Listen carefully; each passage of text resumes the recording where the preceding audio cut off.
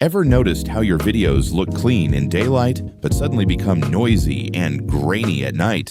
The main reason is simple. There's not enough light.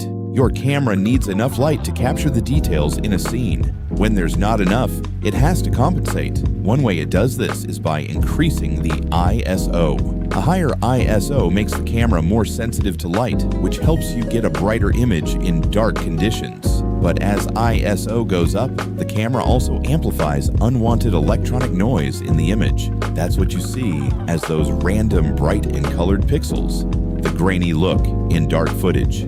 And small cameras and phones can struggle even more in low light because their sensors are relatively small. Less light reaches each pixel, so the camera has to work harder to produce a usable image. So when you see noisy night footage, it's usually not because your camera is broken. It's the result of trying to capture an image when there simply isn't enough light. And there are ways to reduce that noise and bring back some of the detail. We'll show you how in the next video. Subscribe so you don't miss it.